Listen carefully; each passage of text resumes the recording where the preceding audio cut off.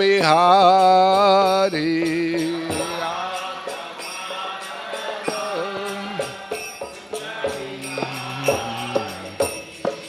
Gopi Jana Vallabha Girivaradhari. Gopi Jana Vallabha Girivaradhari. Jaya Gopi Jana Vallabha Girivaradhari.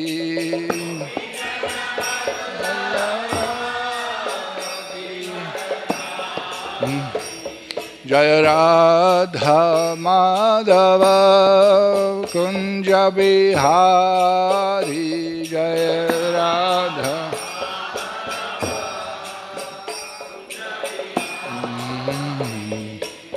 Radha Madhava Kunja Bihari. Jaya Radha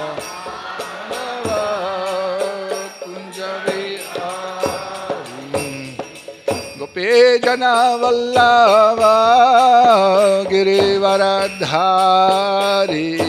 Gopi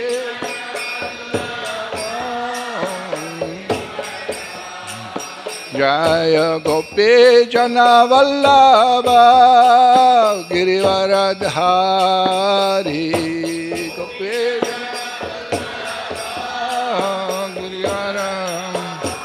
Yashodanandana Braja Janaranjana.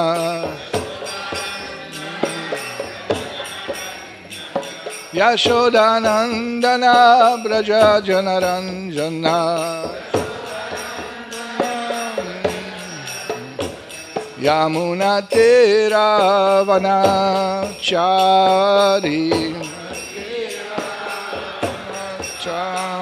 Yamuna Tera Vanachari.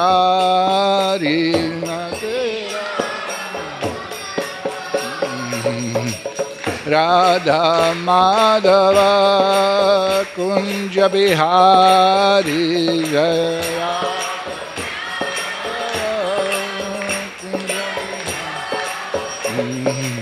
Radha Madhava Kunja Bihari.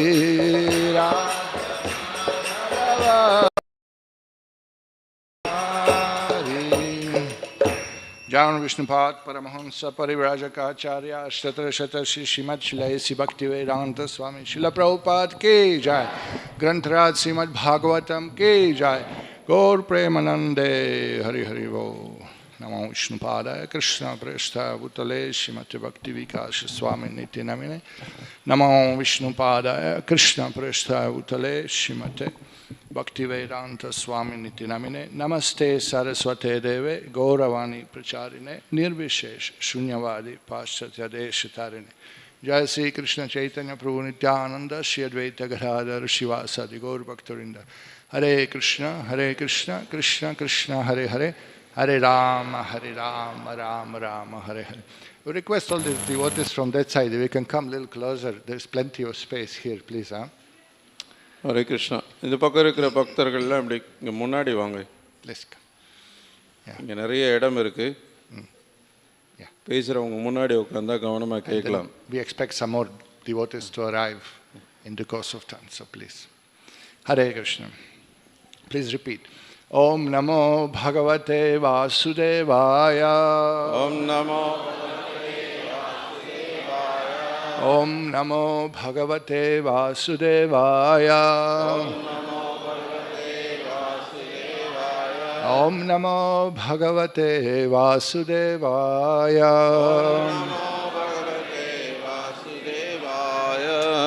We are reading Srimad Bhagavatam 9th Canto, Chapter 19. King Yayati achieves liberation, text number 4.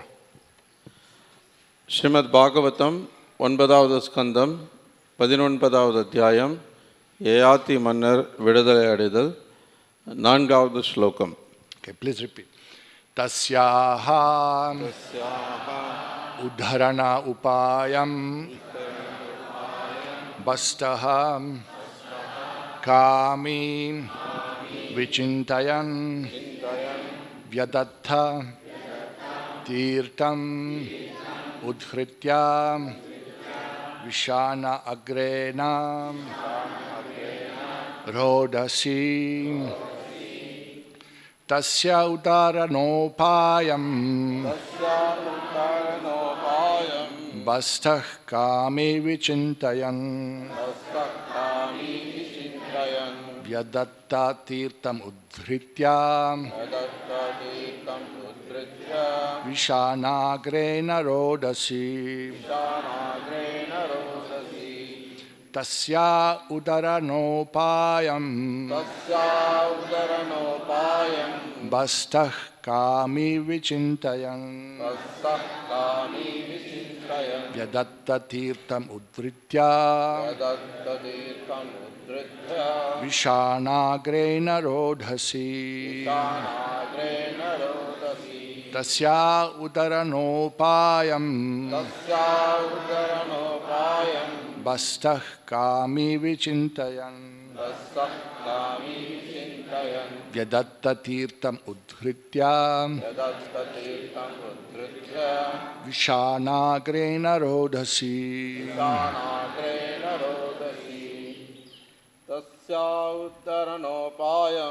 Tasya uddharanopayam Bastah kami vichintayan Vyadatta tirtam udhritya Vishanagrena rodhasi Tasya udaranopayam Bastah kami vichintayan Tirtam udhritya Vishanagrena rodhasi Tasya udaranopayam Bastah kami vichintayan Tirtam udhritya Vishanagrena rodhasi. One more.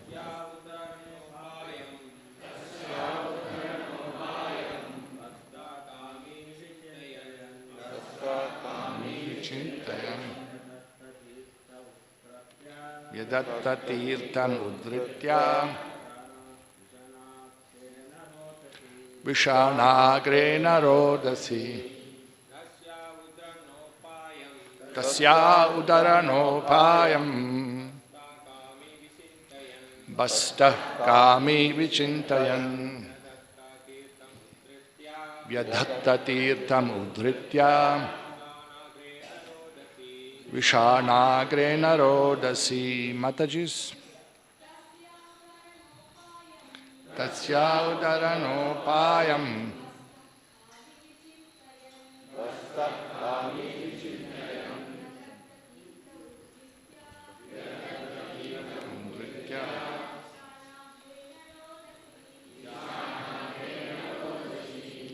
Tasyaha of the she goat அந்த பெண் ஆட்டை Udarana upayam தரண உபாயம் the means of deliverance from the well கிணற்றிலிருந்து காப்பாற்றும் உபாயத்தை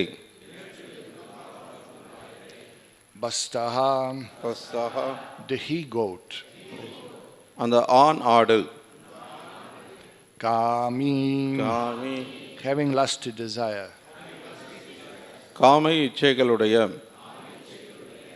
Vichintayan planning திட்டமிட்டு Yadatta executed நிறைவேற்றியது Tirtam a way to come out வெளியே வருவதற்கான Udhritya dig in the earth மண்ணை தோண்டி Vishana agrena ஷான அக்ரேனா by the point of the horns கொம்புகளின் நுனிகளால் Rodhasi, at the edge of the well.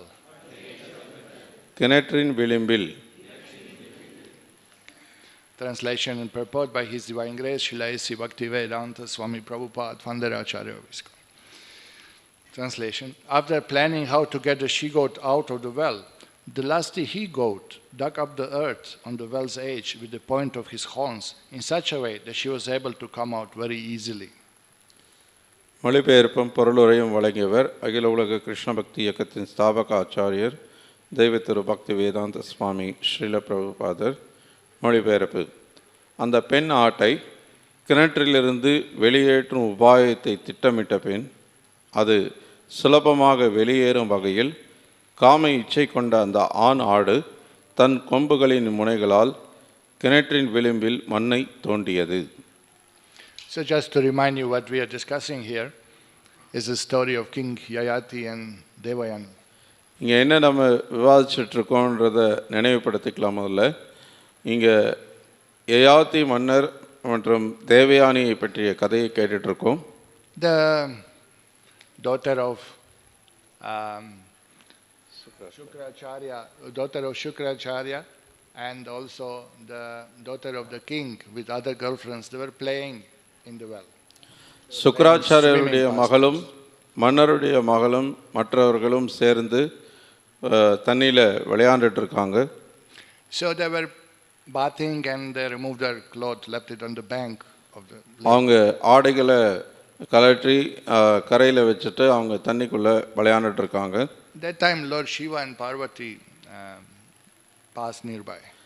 அந்த சமயத்தில் சிவனும் பார்வதியும் அந்த வழியாக வராங்க. So girls naturally jump out of the lake and cover their bodies with the cloth. இயற்கையாகவே அந்த பெண்கள் உடனே அவங்க கரைக்கு ஓடி வந்து அவங்க துணியை எடுத்து அவங்க உடலை மறைச்சிக்கிறாங்க. But the daughter of the king, Sarmishta, she took Devayani's clothes, who is daughter of their guru. ஆனால் அந்த அவசரத்தில் மன்னருடைய மகளான ஷர்மிஷ்டா அவங்களுடைய குருவான மகளான தேவயானியின் ஆடையை எடுத்து மறைச்சிக்கிறாங்க. So the Devayani got very much offended. I'm a Brahmin girl, you're a Kshatriya girl, why you are taking my clothes? We are higher than you. அதனால் நான் ஒரு பிராமண பெண், நீ ஒரு சத்திரிய பெண், உன்னை விட உயர்ந்த நிலையில் இருக்கிற என்னுடைய ஆடையை நீ எப்படி எடுத்துக்கலான்னு சொல்லி அவங்க மேலே கோவப்படுறாங்க. So at that moment Sarmishta got angry. She's also the daughter of a king. அந்த சமயத்தில் மன்னருடைய மகளான ஷர்மிஷ்டாவும் கோபம் அடைகிறாங்க. She pushed her into the well. அந்த கோபத்தில் தேவயானியை கிணத்துக்குள்ளே தள்ளிடுறாங்க. And after some time the king arrived, another king. அதுக்கப்புறம் கொஞ்ச நேரம் கழிச்சு இன்னொரு மன்னர் வர்றாங்க. Yayati, who actually took her out, saved her from the well. அவர் யயாதி, அவர் தான் அவளை வந்து அந்த தேவயானியை கிணத்துல இருந்து மேலே தூக்கி விட்டு காப்பாற்றுறார். And of course girl was in the distress. She was in the well and she was without the clothes, and then the king came, gave her hand and pulled her out. And the Vedic system is that one should marry, if you see the naked girl, you should marry her. Basically, that's the Vedic concept. இப்போது அந்த தேவயானி தண்ணிக்குள்ளே வருத்தத்தோடு இருக்கிறாங்க. அந்த சமயத்தில் மன்னர் அங்கே வர்றார், ஆடை இல்லாமல் இருக்காங்க. அவளை பார்த்த உடனே தன்னுடைய மேலாடையை கொடுத்து காப்பாற்றுறார். இப்போது வேத கலாச்சாரத்தில் ஒரு பெண்ணை நிர்வாணமாக ஒருத்தர் பார்க்குறாருன்னா அந்த பெண்ணை திருமணம் செய்து கொள்ளணுன்றது வழக்கம். So Devayani also approached the king. Anyway, you saved me, so please, you have given me now shelter. Why not give me shelter for all life? Become my husband. இப்போ தேவயானி என்ன சொல்கிறாங்க, இப்போ என்ன வந்து இப்போ இந்த கிணத்துலேருந்து எப்படி காப்பாற்றுனீங்களோ அது மாதிரி என் வாழ்க்கை முழுக்க எனக்கு அடைக்கலம் கொடுத்து என்னை காப்பாற்றக்கூடாது அப்படின்னு சொல்லி என்னை திருமணம் பண்ணிக்கோங்கன்னு சொல்லி கேட்குறாங்க. King was hesitating for a moment because he's a Kshatriya and she's a Brahmin girl, so this is not auspicious way of marrying. ஆனால் யயாதி மன்னர் கொஞ்சம் தயங்கினார். ஏன்னா இவர் ஒரு க்ஷத்ரியர், அந்த பெண்ணானவர் பிராமண பெண், அந்த சரியான பொருத்தமாக இருக்காதுன்னு சொல்லி அவர் தயங்குறார். But she explained to him, it is by providence. This is not your desire or my desire. By providence, it is arranged that I fell in the well. You came to save me. And also, I was cursed not to have Brahmin husband. So definitely, Kshatriya will be my husband. So go ahead. Don't worry. You are not breaking dharma. ஆனால் தேவயானி இது விதிவசத்தால் நடந்த ஒரு விஷயம். இங்கே இந்த மாதிரி ஒரு சூழல் ஏற்பட்டது. எனக்கு பிராமண கணவன் கிடைக்க மாட்டான் என்ற ஒரு சாபமும் இருக்குது. அதனால் இதுதான் கடவுளுடைய ஏற்பாடு அப்படின்னு சொல்லி நீங்கள் என்னை திருமணம் பண்ணிக்கலாம்னு சொல்லி அதை சொல்கிறாங்க. And it's a really long story. To make it short, those who are following, they will know what it's all about. Put it a simple way, the king enjoyed for many years with Devayani. இப்போது இது ஒரு நீண்ட கதை. இப்போ அதை சுருக்கமாக நம்ம சொல்லிவிட்டு இன்னைக்கு ஸ்லோகத்துக்கு போகலாம். தேவயானியோட அந்த மன்னர் அதுக்கப்புறம் நீண்ட நாட்கள் அனுபவிக்கிறார். Sense gratification. He overindulged in sense gratification due to heavy lusty desires. காம இச்சைகள் இருந்ததுனால அவர் புலன் இன்பத்தில் ரொம்ப அதிகமாகவே ஈடுபட்டார். And one moment he realized, oops, what am I doing? I'm doing something wrong. திடீர்னு ஒரு நாள் அவருக்கு ஒரு சிந்தனை வருது, நான் என்ன பண்ணிட்டு இருக்கேன்? I'm wasting my human form of life. என்னுடைய இந்த மனித வாழ்க்கையை நான் வீணடிச்சிட்டு இருக்கிறேனே. And now he is trying to explain to his wife that look, what we are doing may be a little bit wrong. இப்போ இதை உணர்ந்த அவர் தன்னுடைய மனைவி கிட்ட விளக்கறதுக்கு முயற்சிக்கிறார். இப்போ நம்ம என்ன பண்ணிட்டு இருக்கிறோமோ இது தப்பானது அப்படின்றத சொல்ல முயற்சிக்கிறார். Life is meant for self realization. வாழ்க்கைன்றது தன்னை உணர்தலுக்கானது. And we are wasting time in sense gratification. நம்ம புலன் இன்பத்தில் நம்ம வாழ்க்கையை வீணடிச்சிட்டு இருக்கிறோம். So to explain this to wife, he used an analogy of she goat and he goat. இந்த விஷயத்தை மனைவி கிட்ட விளக்கறதுக்காக ஒரு உதாரணத்தை கொடுக்கிறார். ஒரு ஆண் ஆடு ஒரு பெண் ஆடு சார்ந்த ஒரு உதாரணத்தை கொடுக்கிறார். So he started telling a story. My dear wife, there was a he goat and she goat. ஒரு ஆண் ஆடும் ஒரு பெண் ஆடும் இருந்தது அப்படின்னு சொல்லி ஒரு கதையை சொல்றார் அந்த மனைவி கிட்ட. And then story goes like this.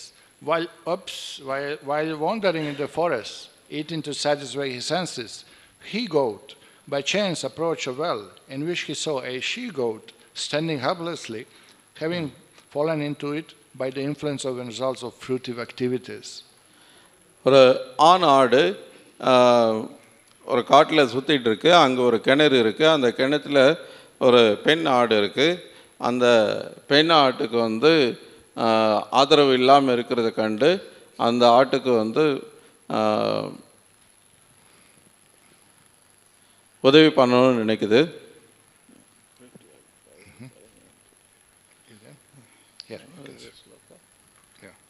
It's okay. You got it? Yeah. Okay, cool. All right. So, you see, this story is so obvious what he's talking about, because in her life, she has fallen in the well and he picked her out. Now he's telling example. There was a he goat and she goat fall in the well and he goat help her come out. I mean, this is analogies used to make us difficult thing to perceive in proper perspective. உதாரணம்ன்றது புரிந்து கொள்றதுக்கு கஷ்டமான ஒரு விஷயத்தை எளிமையாக நம்ம புரிஞ்சுக்கிற விதத்தில் கொடுக்குற ஒரு விஷயந்தான் உதாரணம்ன்றது. இங்கே தன்னுடைய வாழ்க்கையவே ஒரு ஆண் ஆடு ஒரு பெண் ஆடுன்ற உதாரணத்தோட இங்கே சொல்கிறார். So she was immediately aware. Obviously he wants to tell her something. My husband wants to tell me something, because he's using this example so clearly, referring to me and him.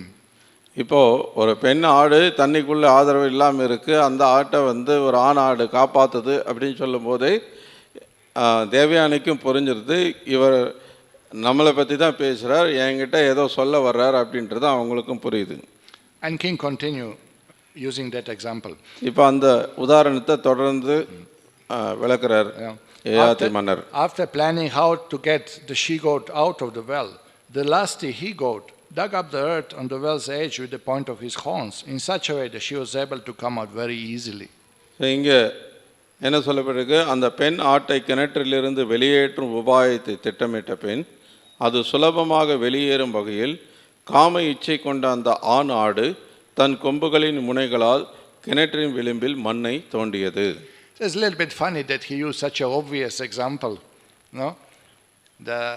To tell to wife this example of falling into well of goats. It's so obvious, but we are all laughing, and I was reading. This is so obvious example of their own life.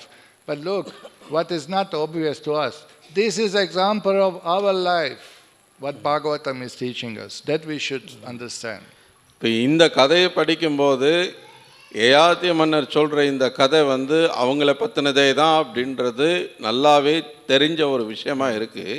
அதனால் இதுக்கு எதுக்கு ஒரு கதை வேறு சொல்லணும் அப்படின்னு நமக்கு சிரிப்பாக இருக்குது. அது நமக்கு இது அவசியமே இல்லை அப்படின்ற மாதிரி தோணுது. ஆனால் இதிலிருந்து சொல்ல வர்றதுன்னா இது நம்முடைய வாழ்க்கையை பற்றி சொல்லப்பட்டிருக்கு. அதுதான் நமக்கு புரியாமல் இருக்கிறது. Okay, so don't laugh.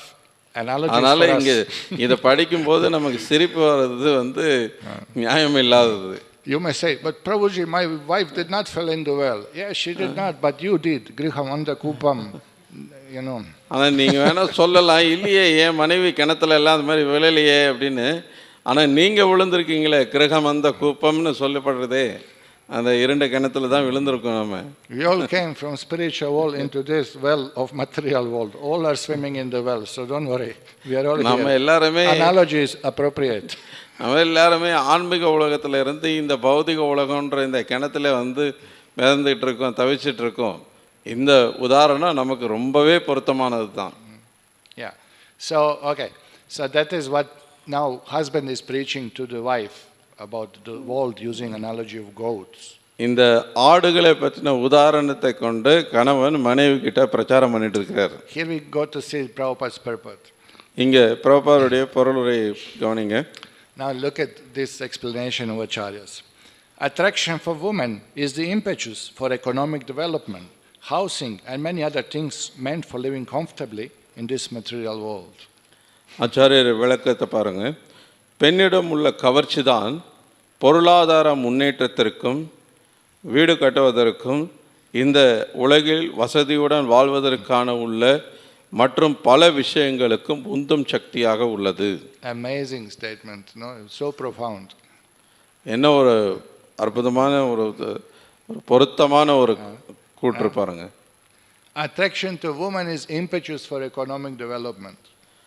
பெண் மீது இருக்கக்கூடிய அந்த கவர்ச்சி தான் பொருளாதார வளர்ச்சிக்கான ஒரு உந்து சக்தியாகவே இருக்குங்கிறார். Okay, let me see. How many of you work? You have your own business or job? Raise your hand. Who is உங்களை எத்தனை பேர் வேலை செய்கிறீங்க அல்லது தொழில் பண்ணிட்டு இருக்கீங்க? Who is earning money? Come on, come on. சம்பாதிக்கிறவங்க எல்லாம் கை தூக்குங்க. யாரெல்லாம் சம்பாதிக்கிறீங்க? Right. Oh, amazing. And why do you work? ஏன் எதுக்காக நீங்கள் வேலை செய்கிறீங்க? Because she got fell in the well. ஏன்னா பெண் ஆடு கிணத்துல விழுந்திருக்கு. Because you have family, correct? ஏன்னா உங்களுக்கு குடும்பம் இருக்கு. You saved the princess and she married you and you have kids and you have to maintain the family. நீங்க இளவரசியை காப்பாத்துனீங்க, இப்போ கல்யாணம் பண்ணிட்டீங்க, இப்போ குடும்பத்தை பராமரிக்க வேண்டியிருக்கு. So don't think king is preaching to wife. இப்போ இங்க ராஜா மன்னர் அவங்க மனைவி கிட்ட பிரச்சாரம் பண்ணிட்டு இருக்கிறாரு நினைக்காதீங்க. Shukadeva Goswami is preaching to us. Sukhdev Goswami நம்ம கிட்ட பிரச்சாரம் பண்றார். Okay, let's see the purport. Now, digging up the earth to make a way out for the she-goat was a laborious task. But before accepting the she-goat, the he-goat underwent his labor. பெண் ஆடு வெளியேறும் வழி அமைப்பதற்கு மண்ணை தோண்டுவது கடினமான ஒரு வேலையாகும். ஆனால் பெண் ஆட்டை ஏற்றுக்கொள்ளும் முன்பாக அந்த ஆண் ஆடு இந்த உழைப்பை மேற்கொண்டது. Correct. So, okay, let me finish. And then Prabhupada says, he quotes Bhagavatam, Aho griha kshetra sutaptivita janasya mohoyam aham mameti. The union between male and female provides the impetus for gaining a nice apartment, a good income, children and friends. Thus one becomes entangled in this material world. மேலும் பிரபுபாதர் வந்து பாகவதத்திலிருந்து ஒரு ஸ்லோகத்தை மேற்கோள் காட்டுறார். அஹோ கிருகக்ஷேத்திர சுதாப்த வித்தர் ஜனஸ்ய மோகோயம் அகமமேதி. ஆண் பெண் சேர்க்கையானது நல்ல ஊதியம், நல்ல வீடு, குழந்தைகள் மற்றும் நண்பர்கள் ஆகியவற்றை தேடுவதற்கு தூண்டுகோலாக உள்ளது. So this is amazing purport explaining to us what is this modern civilization, what is this advancement. It's nothing but the impetus which came from attraction to women to shelter the family, wife and kids. இப்போ இந்த நவீன நாகரிகம் அப்படின்றது ஒரு ஆண் ஒரு பெண் மீது கவர்ச்சி அடைந்து அதனால் ஒரு குடும்பம் உருவாகி அந்த குழந்தைகளுக்கு அடைக்கலம் கொடுக்கறது தான் இந்த நாகரிகம் அப்படின்றத பிரபுபாதர் ரொம்ப அற்புதமாக இந்த பொருளுரையில் விளக்குறார். Very interesting. The king says that the he-goat made endeavor, a labor, with his horn dig up a little bit of earth so she can come out. So he had to do endeavor before she married him.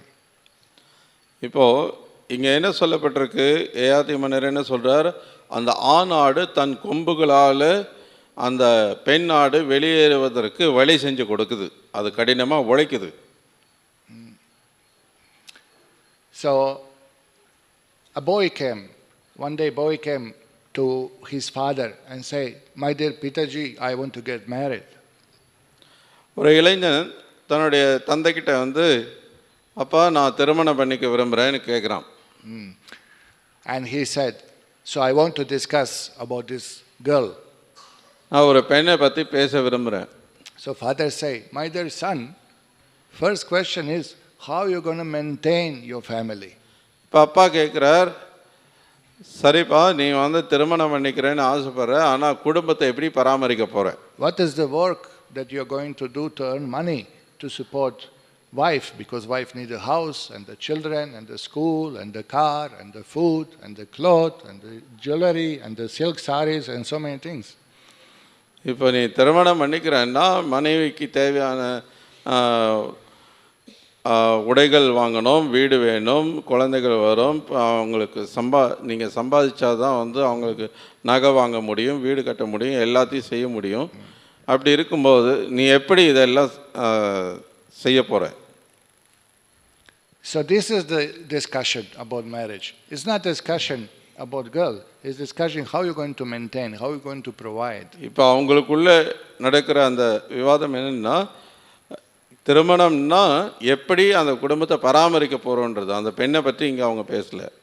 So boy say, no, Pitaji, I don't want to work and maintain anybody. I just want to marry that girl. இப்போ அந்த பையன் சொல்கிறான், இல்லை நான் வந்து வேலை செஞ்சு சம்பாதிச்சு யாரையும் பராமரிக்கிறதுக்குலாம் எனக்கு விருப்பம் இல்லை, அந்த பொண்ணை கல்யாணம் பண்ணால் போதும் அப்படின்றான். My father say, but girl won't marry you if you are not able to provide. ஆனால் நீ இதெல்லாம் கொடுக்கலன்னா அந்த பெண்ணை ஒன்றை கல்யாணம் பண்ணிக்க மாட்டாளே.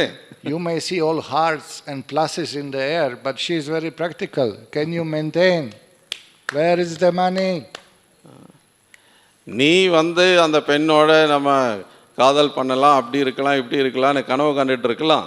ஆனால் அவள் அந்த பெண்ணானவள் வந்து நடைமுறையில் வாழ்க்கை எப்படி வாழ போகிறோன்றதை பற்றி யோசிப்பா. பணம் எங்கே, எப்படி நீ என்னை பராமரிக்க போகிறேன்னு கேட்பாளே.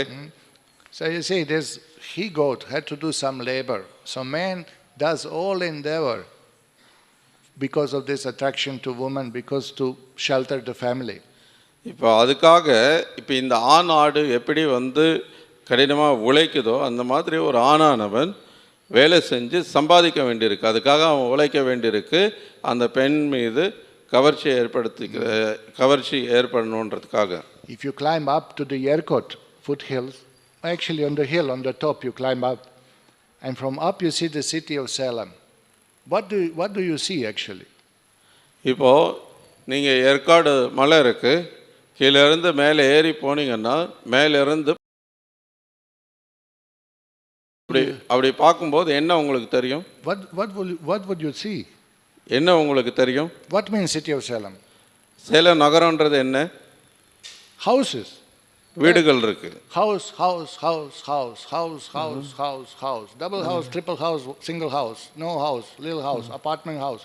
House, house, house, house. That's what you see. எங்க City means இந்த houses, நகரம் முழுக்க என்ன இருக்கு? cluster of the houses. வீடு தான். ஒரு சில இடங்கள்ல ஒத்த வீடா இருக்கும், ஒரு சில இடங்கள்ல 2 அடுக்கு இருக்கும், 3 அடுக்கு இருக்கும், இல்லை இது ஏன்னா அடுக்குமாடி கட்டடங்களாக இருக்கும். இது மாதிரி எங்கே பார்த்தாலும் வீடு வீடு வீடு வீடு, நகரம் முழுக்க வீடுகள் தான் இருக்குது. And what that tells you? One house, one wife, one family, another house, another wife, another family, another house, another wife, another family. That's what it is. It's a shelter for family people. இப்போ ஒரு வீடுன்னா ஒரு மனைவி, அந்த குடும்பம் இருக்குது. அதே மாதிரி இன்னொரு வீடு, இன்னொரு மனைவி, இன்னொரு குடும்பம். இந்த மாதிரி ஒவ்வொரு வீட்லேயும் மனைவி, அந்த குழந்தைகள், குடும்பம் அப்படின்றது இருந்துகிட்டு இருக்கு. Only one house you will find 10 bachelors living together, no wife. இப்போ ஒரே ஒரு இடத்துலனா நீங்கள் வந்து 10 திருமணம் ஆகாதவங்க சேர்ந்து வாழ்ந்துட்டு இருப்பாங்க, மனைவி இல்லாமல். Before marriage, men can live 10 of them, 20 of them, no problem. திருமணத்துக்கு முன்னாடி ஆண்கள் 10 பேர் 20 பேர் சேர்ந்து வாழலாம், பிரச்சனையே இருக்காது. As soon as you get married, wife says, I'm not going to live with 20 us together. One family, one wife, one house. ஆனால் கல்யாணம்னு ஆயிடுச்சு அப்படின்னா ஒரு வீட்டில் ஒரு குடும்பம் தான், அதுக்கு மேலே இருக்க முடியாது. If it's not going to happen, but we said theoretically, philosophically, if man has no attraction to woman, they won't build any house. Man doesn't need a house to live. இது Man is lazy bum முடியாதுன்னு நான் சொல்லல. Man is lazy bum who will sleep under the tree. முடியாதுன்னு நான் சொல்லல. இப்போ ஒரு ஆணுக்கு பெண் மீது கவர்ச்சி ஏற்படலை அப்படின்னா எந்த ஆணும் வேலை செய்ய மாட்டான், யாரும் சம்பாதிக்க மாட்டான். அவன் மரத்தடியில் படுத்து தூங்கிறதுக்கு கூட அவன் தயார் தான். They won't do endeavor. அவன் வந்து எந்த ஒரு முயற்சியுமே எடுக்க மாட்டான் சம்பாதிக்கிறதுக்கு. They will talk, meet each other, perhaps dedicate to self-realization. That was expected. That is expected. இப்போ நீங்கள் அப்படி கவர்ச்சி இல்லை அப்படின்னா என்ன பண்ணுவாங்க, ஒருத்தர் சந்திப்பாங்க, தன்னை உணர்தல் எப்படின்றத பற்றி பேசிட்டு போயிடுவாங்க. So look what Prabhupada said. அப்படி தான் எதிர்பார்க்கப்படுது. கவர்ச்சி இல்லைன்னா வேற என்ன?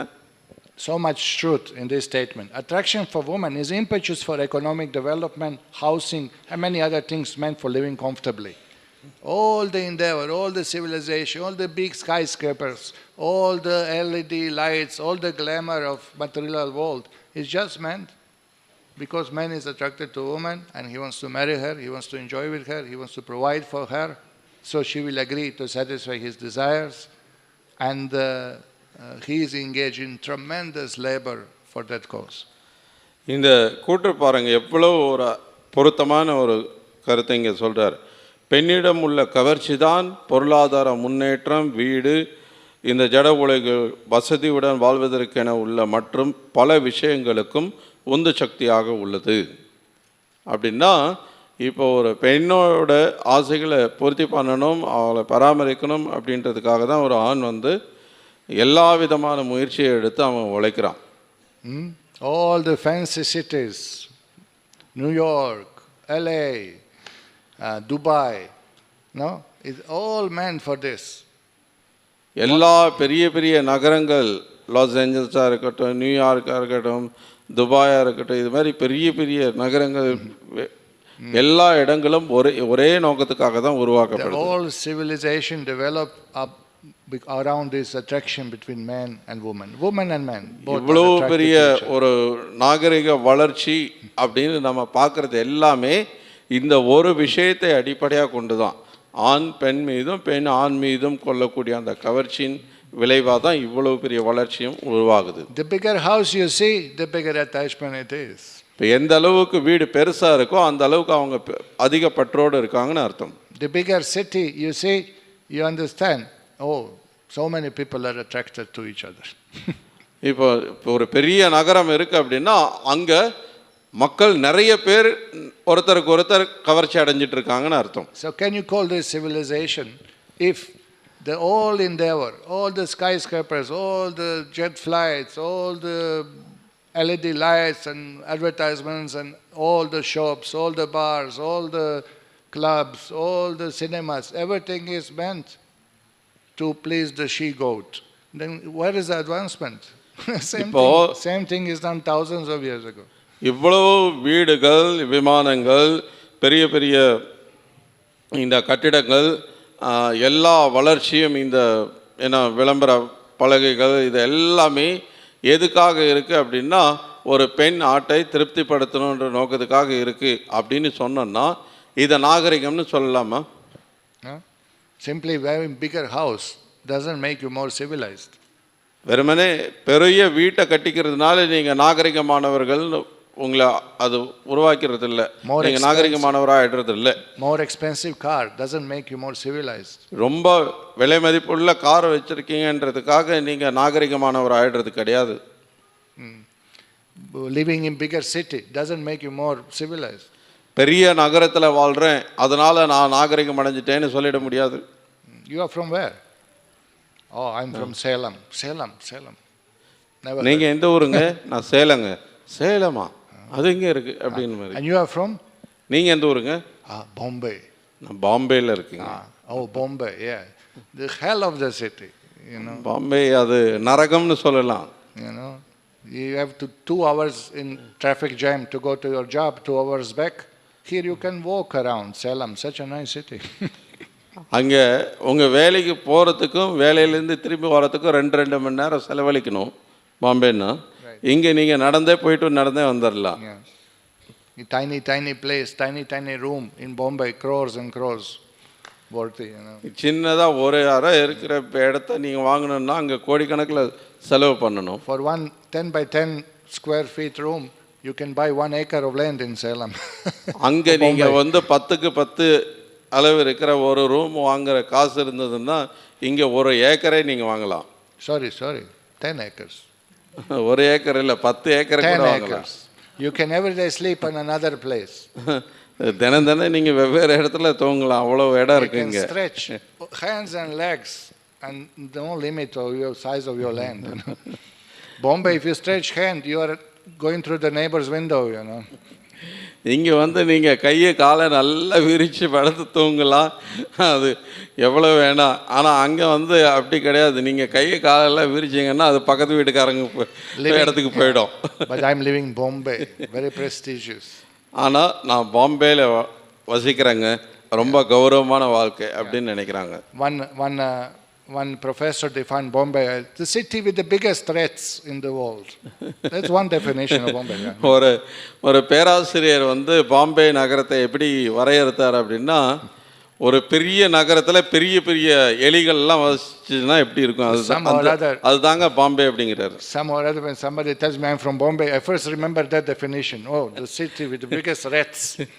Rat is so big that cats are running away from them, you know. That's the Bombay. இப்போ யாராவது பாம்பேன்னு சொன்னாங்கன்னாவே எனக்கு முதல்ல அதுதான் ஞாபகத்துக்கு வரும். பெரிய பெரிய எலி வசிக்குது அங்கே. அந்த எலி எவ்வளோ பெருசுன்னா பூனையே பார்த்து பயந்து ஓடுது, அந்த அளவுக்கு இருக்குது. So what is the point? The point is that the technological advancement, this economical development, big houses, big cities, big metros, they don't make us civilized. இந்த கருத்து என்ன அப்படின்னா, இந்த தொழில்நுட்ப வளர்ச்சி, இந்த விஞ்ஞான வளர்ச்சி, இந்த பெரிய பெரிய மெட்ரோ நகரங்கள், இதெல்லாம் நம்மளை நாகரிகமானவர்களாக ஆக்குவது அல்ல. The truth, why people live in Bombay or Delhi or big city like this, in spite of all the difficulties. இப்போ பாம்பே, டெல்லி மாதிரியான பெரிய பெரிய பெருநகரங்களில் ஏன் மக்கள் வசிக்கிறாங்க? உண்மை என்ன? No, they don't like this crowd traffic and all the mess. அங்கே இருக்கிற அந்த கூட்ட நெரிசல், அங்கே இருக்கக்கூடிய போக்குவரத்து நெரிசல், இதெல்லாம் அவங்க விரும்புகிறாங்கன்னு நினைக்கிறீங்களா? There is opportunity to earn money better than in your city of Salem. ஏன்னா உங்கள் ஊரான சேலத்தை விட அந்த நகரங்களில் சம்பாதிக்கிறதுக்கு அதிக வாய்ப்புகள் இருக்கு. People go to Dubai to work, to earn money. மக்கள் துபாய்க்கு போகிறாங்க, எதுக்கு? சம்பாதிச்சு பணம் சேர்க்கறதுக்காக. Fellow is cleaning toilets in Dubai. துபாயில் போய் அவன் டாய்லெட் தான் சுத்தம் பண்ணிட்டு இருப்பான். Came back to his village, Kalakurichi, and then he said, Dubai return. Big prestige. இங்கே வந்து அவன் கிராமத்தில் வந்துட்டு துபாயில் வேலை பார்த்துட்டு வந்திருக்கிறாரு அப்படின்னு பெருமையாக சொல்லிக்கிறாரு. What is your work, sir? என்ன வேலை செஞ்சீங்க? I'm officer in sanitary company. தூய்மைப்படுத்தும் நிறுவனத்தில் நான் ஒரு அலுவலராக வேலை செஞ்சேன் அப்படின்றாங்க. He's cleaning toilets in Dubai, but when he comes to his village, my son came from Dubai. Oh. அங்கே பார்த்தீங்கன்னா அவர் கழிவறையை சுத்தம் பண்ணிட்டு இருந்திருப்பாரு. இங்கே வந்து அதை இங்கிலீஷில் வேற ஒரு பேரில் சொல்லிட்டா அவர் அங்கே ஒரு ஆஃபீஸர் அப்படின்னு சொல்லி இங்கே துபாயில் வேலை செஞ்சவரும் பெருமையாக சொல்லிக்குவாங்க. It's all same reason. Why did you go to Dubai? To get more money. Why more money? Because to have nice house, to have nice wife, to have nice car, to have nice children. It's all same reason. He goat and she goat. Described 5,000 years ago in Srimad Bhagavatam. Nothing has changed. என்ன பண்ணாலும் ஒரே காரணம் தான். எதுக்கு Dubai போகிறாங்க? சம்பாதிக்கலாம். சம்பாதிச்சா நல்ல வீடு இருக்கும், நல்ல கார் இருக்கும், நல்ல குடும்பம் இருக்கும் அப்படின்ற அந்த ஒரு நோக்கம்தான். இப்போ இந்த ஆண் ஆடு பெண் ஆடு இந்த உதாரணம் பார்க்குறோமே அது அப்படியே தான் இருக்குது அங்கே. Every time you see house, you understand. Somebody was attracted to some woman and therefore they got married, therefore there is a house. இங்கே எங்கே ஒரு வீடை பார்த்தாலும் உடனே நீங்கள் புரிஞ்சுக்க வேண்டியது என்ன அப்படின்னா, ஒரு ஆண் ஒரு பெண் மீது கவர்ச்சி அடைந்ததன் விளைவாக அவன் திருமணம் பண்ணிட்டு ஒரு வீட்டை கட்டியிருக்கான். சுந்தரராஜ் பிரபு, சலோ ஜாயின் ஆஷ்ரம். சுந்தரராஜ் பிரபு ஆசிரமத்தில் சேர்ந்துருங்க, எடுத்து வாங்க. Oh sorry sorry, you have wife. இல்லை முடியாது, மனைவி இருக்காங்க. Take care of wife and wife is nice devotee, so he no choice. Therefore he built the house, correct? You build house for yourself or for wife? Honest, tell in front of her. நேர்மையாக சொல்லுங்க, வீடு உங்களுக்காக கட்டினீங்களா மனைவிக்காக கட்டினீங்களா? For wife. Hey, you are laughing. You have two houses. நீங்க எல்லாம் சிரிக்கிறீங்க. You have two houses. எல்லாம் ரெண்டு வீடு வச்சிருக்கீங்களே. And you are laughing because you have no money to build a house, but you want to build a house. Don't laugh. இன்னொருத்தங்க வீடு இல்லைன்னு சொல்லலாம், ஆனால் காசு இல்லாதனால தான் வீடு கட்டல, இல்லைன்னா வீடு கட்டியிருப்பீங்க. I took his example because he's my friend, he will not get offended. But நான் அவரை உதாரணமாக சொன்னேன்னா அவர் என்னுடைய நண்பர், அவர் அதை தப்பாக எடுத்துக்க மாட்டாருன்றதுனால நீங்க என்னமோ மற்றவங்க அவர் மட்டும் தான் அந்த தப்பு பண்ற மாதிரி நினைக்கிறீங்க. Krishnadas, how many houses you have? Zero. Honestly, tell honestly. Tell. No house. No house. Apartment? Nothing. Are you honest? Are you honest? Tent. You have a tent at least. Nothing. Nothing. One mat is there. One mat and one mosquito net. That also is. Nobody will marry you. One mat and mosquito net. Nobody will marry you. Not even mosquito net. Oh, mosquito net he's not using also. Hopeless case. No horoscope will match. Yeah. So you see, this is reality. This is what we are doing. Let's be honest. This is life. வெறும் பாயை மட்டும் வச்சுட்டு ஒருத்தன் என்னை கல்யாணம் பண்ணிக்கணும்னா யாரும் வந்து கல்யாணம் பண்ணிக்க போகிறாங்க? யாருமே வர மாட்டாங்க. Can you go to the girl and say, look, we'll have no house, no car, we have no any money, we'll roam around, chant Krishna's name and roam in the forest of Vrindavan, Krishna, Krishna, like that.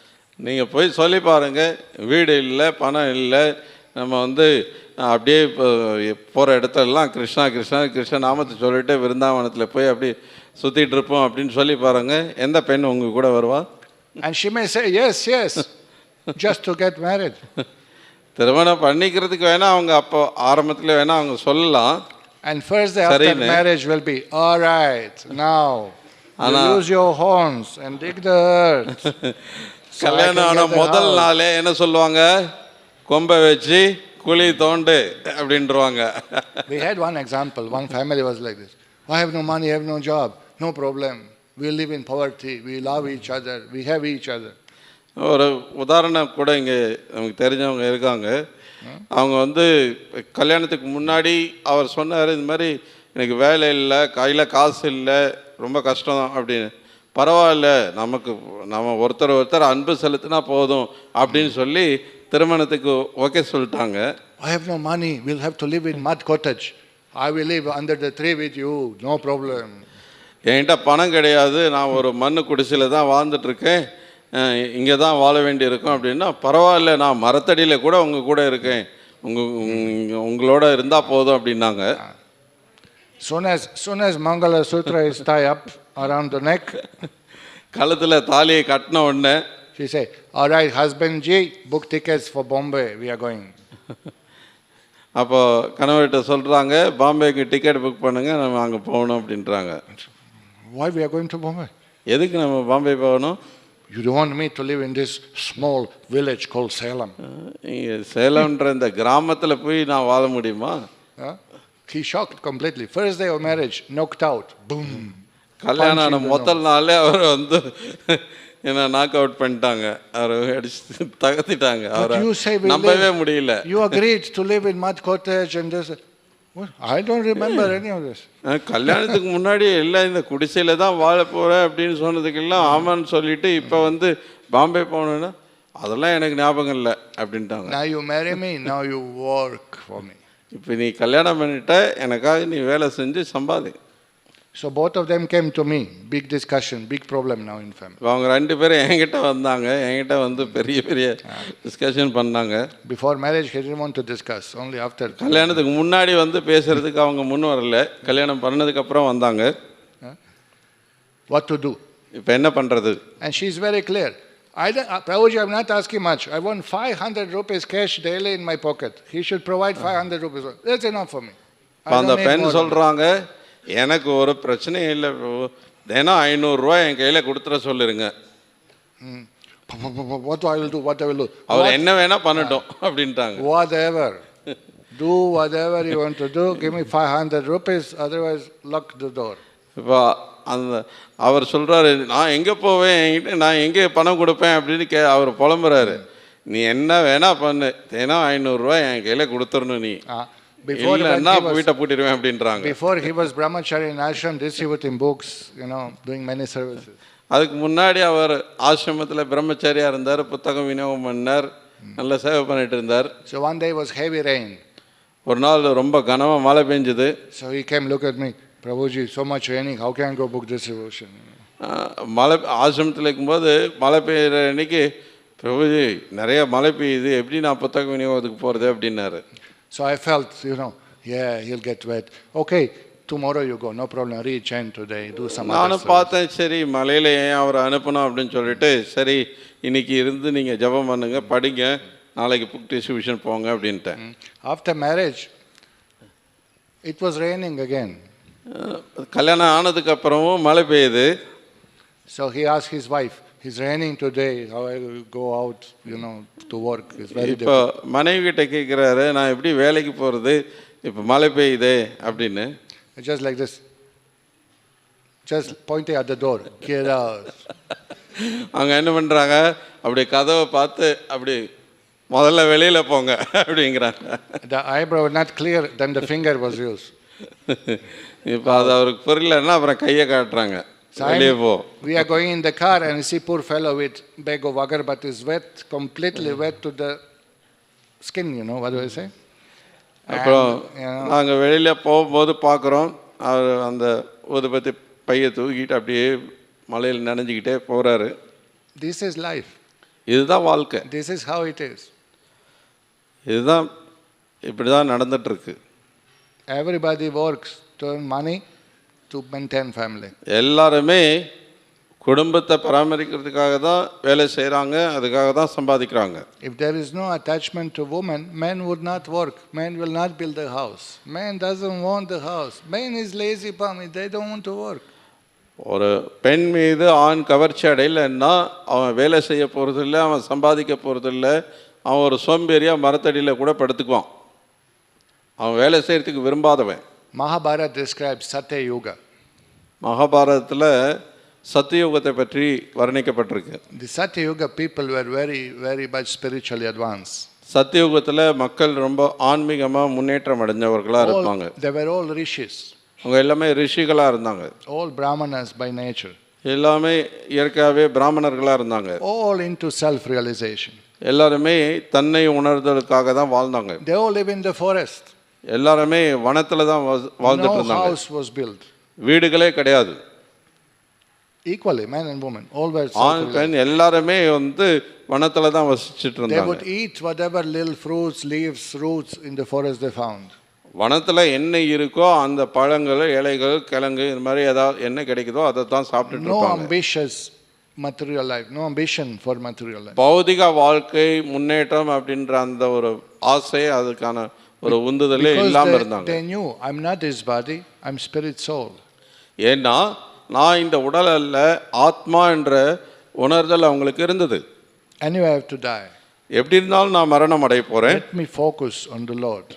அப்போ நம்மளுடைய கவனம் எல்லாம் பகவானை பற்றினதாக தான் இருக்கணும். Ante Narayana Smritihi. In time of death, I should remember Narayana. I should focus on Narayana, his qualities, his form, his pastimes, his devotees. அந்தே நாராயண ஸ்மிருதி. மரண தருவாயில் நான் பகவானை நினைவிற்கொள்ளணும், பகவானுடைய பக்தர்களை நினைவிற்கொள்ளணும், பகவானுடைய நாமத்தை நினைவிற்கொள்ளணும் அப்படின்ற அந்த உணர்வோடு தான் இருந்தாங்க. So they consider any endeavor for economic development, for the artha and kama, they thought this is such a waste of time. Every moment wasted, not engaging in Krishna service is waste of time. அர்த்தா காம, இந்த பொருள் இன்பம், இந்த ரெண்டுத்துக்கான முயற்சியுமே கால விரயம் அப்படின்ற புரிதல் அவங்களுக்கு இருந்தது. அதுக்கான எந்த ஒரு முயற்சி எடுத்தாலுமே அது நேரத்தை வீணடிக்கிறதா கருதுனாங்க. So they live like that, fully dependent on God, and they didn't give attention much to the body and bodily comforts. அதனால் அவங்க முழுக்க கடவுளை சார்ந்து இந்த உடலுக்கும் உடல் சார்ந்த சௌகரியத்துக்கும் அவங்க முக்கியத்துவம் கொடுக்காம வாழ்ந்தாங்க. And after some time, some of the rishis, they became little disturbed by hunger, because sometimes you find something to eat in forest, sometimes you don't find. Sometimes they were thirsty, looking for the creeks, for some drinking water. So some of the rishis clustered together and they formed a village and decided to plow the land, grow the grains, cultivate the land, and store the grains for safety, like that. அதுக்கப்புறம் கொஞ்ச நாள் கழித்து சில ரிஷிகள் அந்த காடுகளில் வசிக்கிறது கஷ்டமாக உணர்ந்தாங்க. ஏன்னா சில சமயத்தில் உணவு கிடைக்கும், சில சமயத்தில் எதுவும் கிடைக்காது, சில சமயத்தில் குடிக்கிறதுக்கு தண்ணி இருக்கும், தண்ணி இருக்காது. அதனால் அவங்க என்ன பண்ணாங்க, சில ரிஷிகள்லாம் சேர்ந்து ஒரு கிராமத்தை உருவாக்குனாங்க. Still the object அங்கே அவங்க தானியங்களை நிலத்தை உழுது தானியத்தை விளைவிச்சு அவங்க அதை சேமித்து கிராமமாக வசிக்க ஆரம்பித்தாங்க. Still the goal of life for self-realization and homams and tapas, still. அப்பவும் கூட அவங்க வாழ்க்கை குறிக்கோள் யஜ்ஞங்கள் பண்ணுறது, வாழ்க்கையின் குறிக்கோள் தன்னை உணர்தல், கடவுளை அடையிறது அப்படின்றதுல உறுதியோடவே இருந்தாங்க. But they did that endeavor. They cultivated land, they stored the grains, they kept the cows. ஆனாலும் நிலத்தை உழுது தானியங்களை விளைவிச்சு அதை சேமித்து வச்சு இந்த மாதிரி வீடு குடிசைகள் அமைக்கிறது, இது மாதிரியான முயற்சிகள்லையும் ஈடுபட்டிருந்தாங்க. This much endeavor they did for the comfort of the body. இந்த உடல் சௌகரியத்துக்காக அவங்க செஞ்ச முயற்சிகள் இவ்வளவுதான். And rishis in the forest said, alas, they have fallen down. So much endeavor they are doing for this body. இப்போ இவங்களை பார்த்து, இந்த கிராமத்தை உருவாக்கின ரிஷிகளை பார்த்து காடுகளில் வசிக்கிற ரிஷிகள்லாம் என்ன சொல்கிறாங்க, ஐயோ என்ன ஒரு ஒரு வீழ்ச்சி அடைந்த நிலை, இவங்க வாழ்க்கையை எப்படி வீணடிச்சிட்டு இருக்காங்க பாருங்க அப்படின்னு சொல்லி அவங்கள பார்த்து ரொம்ப வேதனைப்படுறாங்க. They are in Maya. இவங்க எல்லாம் மாயையில் விழுந்துட்டாங்க. Cultivating land, wasting time for keeping cow, wasting time for building mud cottage. They are completely insane, wasting so much time for body. மண்ணில் குடிசை கட்டிட்டு இருக்கிறாங்க, நிலத்தை உழுறாங்க, தானியத்தை சேமித்து வைக்கிறாங்க, எவ்வளோ நேரத்தை வீணடிச்சிருக்காங்க, எவ்வளோ முயற்சியை வீணடிச்சிட்டு இருக்காங்க அப்படின்னு சொல்லி அவங்கள பார்த்து ரொம்ப கஷ்டப்படுறாங்க, வேதனைப்படுறாங்க காட்டில் வசிக்கிறவங்கெல்லாம். Now we are preaching to people, leave the hellish city and ugra karma, come live in the village at least. We think this is advancement. If we put them to the farm and live of nature, in the nature, we think this is great success. But this is only halfway through compared to the rishis of Satya Yuga. You understand? இப்போ பெரிய பெரிய பெருநகரங்களில் வசிக்கிற மக்களை நீங்கள் கிராமத்துக்கு வாங்க, இயற்கையை சார்ந்து வாழுங்க, உங்கள் உணவை நீங்களே உற்பத்தி பண்ணுங்க அப்படின்னு சொன்னால் இதுவே நாகரிகம் இல்லைன்னு நினைக்கிறாங்க. நாகரிகம்ன்றது பெருநகரங்களில் வசிக்கிறது. அதுக்கப்புறம் இவங்க கிராமமே இல்லாமல் காட்டில் போய் வசிக்கிறத பற்றி சொல்கிறதுக்கு என்ன இருக்குது? So you see, we are preaching reverse process. At least go back to the village.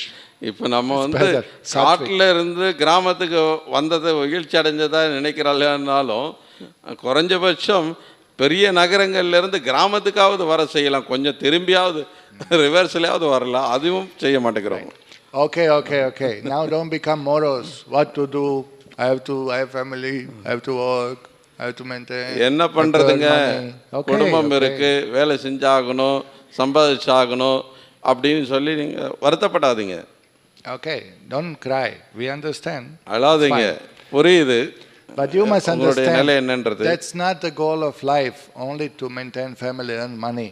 The goal of life is to stop repeated birth and death. ஆனால் உங்களுடைய புரிதல் என்னவா இருக்கணும்னா, சம்பாதிக்கணும், குடும்பத்தை பராமரிக்கணும் அப்படின்றது மட்டுமே வாழ்க்கையின் குறிக்கோள் அல்ல. வாழ்க்கையின் குறிக்கோள் திரும்ப திரும்ப பிறந்து இறந்துட்டு இருக்கிற இந்த சுழற்சியிலிருந்து நம்மளை விடுவிக்கணும். Don't forget this. இதை மறந்துடக்கூடாது. Earn money, but earning money doesn't mean I have to get bigger house, I have a car, I want a better car, I want this, I want that. That's not going to help you in life. That's not going to make you happy. சம்பாதிக்கிறது தவறான விஷயம் கிடையாது. ஆனால் சம்பாதிக்கிறது இன்னும் பெரிய வீடு கட்டணும், இன்னும் பெரிய கார் வாங்கணும், இன்னொரு வீடு கட்டணும், இன்னும் அதை பண்ணணும், இதை பண்ணணுன்றதுக்காக இருக்கக்கூடாது. அது நேரத்தை வீணடிக்கிறதாகும். The goal of life is not to earn money. The goal of life is to stop repeated birth and death. பணம் சம்பாதிக்கிறது வாழ்க்கையின் குறிக்கோள் அல்ல. பிறப்பு இறப்பு சுழற்சியிலிருந்து நம்மளை விடுவிச்சுக்கிறது தான் வாழ்க்கையின் குறிக்கோள். The goal of life is to develop love for God. That's the goal of life. பகவான் மீதான அந்த பிரேமையை வளர்த்து கொள்வது தான் வாழ்க்கையின் குறிக்கோள். And then by doing that, you don't have to take birth again. No more births, no more houses needed, no more money needed, no more cars needed, no more wives needed. Everything is satisfied in the spiritual world. இப்போ அதை செஞ்சிட்டோம் அப்படின்னா அதுக்கப்புறம் நம்ம மறுபடியும் பிறவியே எடுக்க தேவையில்லை. பிறவி எடுக்கலைன்னா நமக்கு கல்யாணம் பண்ண தேவையில்லை, மனைவி தேவையில்லை, குழந்தைங்க தேவையில்லை, குடும்பம் தேவையில்லை, சம்பாதிக்க வேண்டியதில்லை, எதுவுமே தேவையில்லை. In spiritual, everything is there. Your house is waiting for you.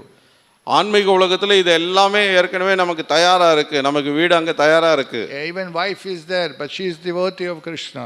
அங்கே மனைவி இருந்தாலுமே கூட அவங்களும் கிருஷ்ண பக்தராக தான் இருக்காங்க. Spiritual world also you can have kids. Many children are there. ஆன்மீக உலகத்திலையும் உங்களுக்கு குழந்தைகள் இருக்க முடியும். அங்கே நிறைய குழந்தைகள் இருக்காங்க. Everybody is devotee of Krishna. ஆனால் எல்லாருமே அங்கே கிருஷ்ண பக்தர்களாக இருக்காங்க. So now how to come to that platform to not be diverted by this maintenance reason, economic development. இப்போ இந்த பராமரிப்பு நம்ம சம்பாதிக்கணுன்ற அந்த குறிக்கோள்லேயே நம்ம திசை மாறி போயிடாம எப்படி இருக்கிறது, எப்படி திசை மாறாமல் இருக்கிறது? That we remain focused in what is goal of life, to surrender to Krishna. இல்லை, ரகசியம் என்னன்னா நம்ம அப்படி திசை மாறி போகாமல் இருக்கிறதுக்கு நம்மளுடைய கவனம் முழுக்க வாழ்க்கையின் குறிக்கோள் தன்னை உணர்தல் அப்படின்றத மறந்துடவே கூடாது. Secret is in Shravanam, Kirtanam, hearing Bhagavatam class and chanting Krishna's name. ஸ்ரவணம், கீர்த்தனம், பாகவத உபன்யாசம் கேட்கறதும் ஹரிநாமத்தை நம்ம ஜபம் பண்ணுறதும் தான் அதுக்கான ரகசியம். அந்த கவனத்தில் உறுதியோடு இருக்கிறதுக்கு. By chanting and hearing, automatically we'll develop desire to associate with devotees and to serve Krishna. ஸ்ரவணம் கீர்த்தனத்தின் மூலமாக இயற்கையாகவே பக்தர்களோட சங்கத்தில் இருக்கிறதுக்கும் சேவை செய்யறதுக்கான ஆசையை நம்ம வளர்த்து கொள்ள முடியும். Right. And by regularly hearing we are reminded, okay, opportunity. If I work 36 hours per day, then I can earn more money. The proposal. இப்போ நம்ம தொடர்ந்து கேட்டுகிட்டே இருக்கோம் அப்படின்னா இப்போ நமக்கு எத்தனை ஆலோசனை எத்தனை இது வந்தாலும் அது நம்மளை பாதிக்காமல் இருக்கும். இப்போ உதாரணத்துக்கு நீங்கள் 36 மணி நேரம் நீங்கள் ஒரு நாளைக்கு வேலை செய்யலாம், உங்களுக்கு பெரிய ஒரு வாய்ப்பு கிடைக்குது அப்படின்னு ஒரு பெரிய விளம்பரம் வருது. More money, bigger house, bigger car. நீங்கள் இன்னும் நிறைய சம்பாதிக்கலாம், பெரிய வீடு கட்டலாம், பெரிய கார் வாங்கலாம். And then you come Sunday morning to temple and temple president is shouting, you nonsense people, stop earning money, surrender to Krishna. அதெல்லாம் கேட்டுட்டு இப்போ ஞாயிற்றுக்கிழமை கோயிலுக்கு வந்தால் கோயிலில் கோயில் தலைவர் சொல்கிற நீங்கள் எல்லாம் என்ன அபத்தமாக பணம் சம்பாதிச்சு நேரத்தை வீணடிச்சிட்டு இருக்கீங்க, அதெல்லாம் நிறுத்துங்க அப்படின்னு சொல்லி கத்துறாரு. Earn money for maintenance, but don't go for extravagant, something fancy, unnecessary. சம்பாதிங்க பராமரிப்புக்காக, ஆனால் நாகரிகம் என்ற பேரில் நம்ம ரொம்ப சௌகரியமாக வாழணுன்றதுக்காக தேவையில்லை அனாவசியமான விஷயங்களை அவசியமானதாக ஆக்கிக்காதீங்க. Food must be there, cloth must be there, house must be there. உணவு தேவைதான், உடை தேவைதான், இருப்பிடம் தேவைதான். But don't get carried away. More. ஆனால் இன்னும் வேணும் வேணும் வேணும்ன்ட்டு அதுக்காக அப்படியே அதிலேயே அடித்து சென்றிடக்கூடாது. Because only more you get is more of repeated birth and death. ஏன்னா இன்னும் வேணும் அப்படின்னா இன்னும் பிறப்பு இறப்பு சுழற்சி தான் நமக்கு வந்துட்டு இருக்கும். So that balance must be அதுதான் நமக்கு இன்னும் கிடைக்கும் நிறைய. Hearing Bhagavatam class balances us. Oh yeah, I have to serve Krishna, not the senses. I have to serve Krishna, not the wife. I have to serve Krishna, not the country. I have to serve Krishna, not the dog. You know, it's like that. அப்போ நம்ம நமக்கு இந்த பாகவத உபன்யாசம் தொடர்ந்து கேட்கறதுன்றது, நான் கிருஷ்ணருக்கு சேவை பண்ணும், மனைவிக்கு இல்லை, நான் நாய்க்கு சேவை பண்ணுறவன் இல்லை, நான் பகவானுக்கு சேவை பண்ணுறவன், நான் என்னுடைய குடும்பம் என்னுடைய ஜாதின்ற இதுக்கு சேவை பண்ணுறவன் இல்லை, நான் கிருஷ்ணருக்கு சேவை பண்ணுறவன்றதை நமக்கு திரும்ப திரும்ப அது நினைவூட்டிக்கிட்டே இருக்குது தொடர்ந்து கேட்குறது மூலமாக. So satsanga is essential in Kali Yuga. இந்த கலியுகத்தில் இந்த சத்சங்கன்றது ரொம்ப ரொம்ப அவசியமானது. Because satsanga we hear and we chant. இந்த சத்சங்கத்து மூலமாக நம்மால் ஸ்ரவணமும் பண்ண முடியுது, கீர்த்தனமும் பண்ண முடியுது. By kirtana we get purified. இந்த கீர்த்தனத்தினால நம்ம தூய்மை அடைகிறோம். Then we can understand and focus our mind on higher goal of life, prema pumartha maha. அதுக்கப்புறம் நம்ம வாழ்க்கையின் உயர்ந்த குறிக்கோள் பிரேம புமார்த்த மகா அப்படின்றத நம்மால் புரிந்து கொள்ள முடியும். Thank you very much for coming. நீங்கள் எல்லாரும் இந்த நிகழ்ச்சிக்கு வந்ததுக்கு மிக்க நன்றி. And hope you enjoyed this beautiful story of he goat and she goat. இந்த ஆண் ஆடு பெண் ஆடு பற்றின கதையை எல்லாரும் நல்லா அனுபவிச்சிருப்பீங்கன்னு நம்புகிறேன். So I'm happy to announce that this year we are finally doing Janmashtami celebration on 19th of August in the Sona College ground. இப்போ இந்த வாய்ப்பை பயன்படுத்தி உங்களுக்கு ஒரு சந்தோஷமான விஷயத்தை அறிவிக்க விரும்புகிறேன். வர ஆகஸ்ட் 19ஆம் தேதி ஸ்ரீகிருஷ்ண ஜென்மா